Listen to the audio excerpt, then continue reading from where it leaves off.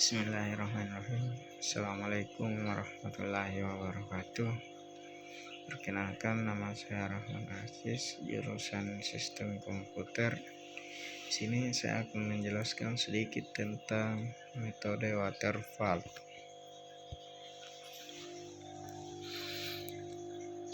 Metode waterfall yaitu salah satu jenis model pengembangan aplikasi yang termasuk ke dalam siklus hidup klasik, yang mana menekankan pada phase yang berurutan dan sistematis. Untuk model ini, pengembangannya dapat dianalogikan seperti air terjun, di mana setiap tahap dikerjakan secara berurutan mulai dari atas hingga ke bawah. Jadi, untuk setiap tahapan tidak boleh dikerjakan secara bersamaan ataupun selang-seling, sehingga perbedaan dari metode waterfall dengan metode Agile terletak pada tahapan SDLC-nya. Model ini juga termasuk ke dalam pengembangan perangkat lunak yang terbilang kurang iteratif dan fleksibel, dikarenakan prosesnya yang mengarah pada satu arah saja seperti air terjun. Sejarah model waterfall. Penggunaan metode waterfall pertama kali diperkenalkan oleh Herbert D. Mennington pada tanggal 29 Juni 1956, yang pada presentasi tersebut menjelaskan tentang pengembangan perangkat lunak untuk semi-automatic ground environment. Pada tahun 1983 dipresentasikan kembali oleh Mennington dan menjelaskan tentang phase-phase dalam proses pengembangannya.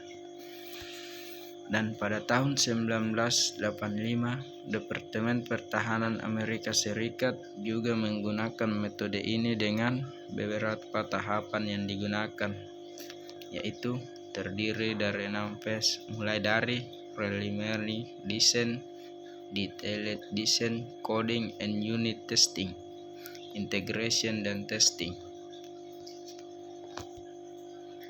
Tahapan model waterfall.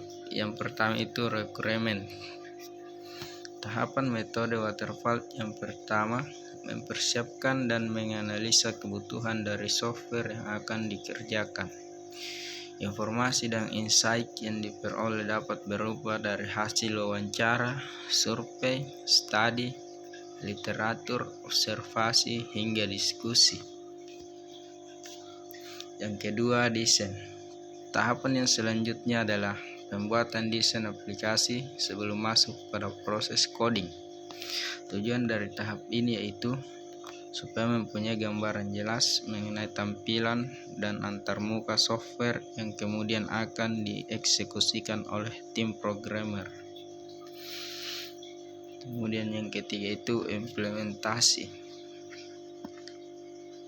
Tahapan metode waterfall implementasi yaitu kode program dengan menggunakan berbagai tools dan bahasa pemrograman sesuai dengan kebutuhan tim dan perusahaan.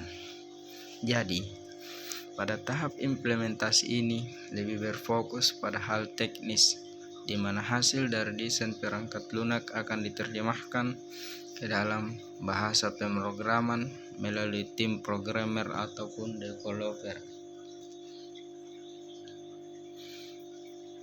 Kemudian yang keempat yaitu integration dan testing. Tahap ini masuk dalam proses integrasi dan pengujian sistem.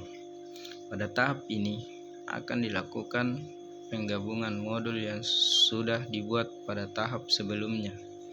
Setelah proses integrasi sistem telah selesai, berikut masuk pada pengujian modul, di mana bertujuan untuk mengetahui apakah perangkat lunak sudah sesuai dengan desain dan fungsionalitasnya dari aplikasi, apakah berjalan dengan baik atau tidak.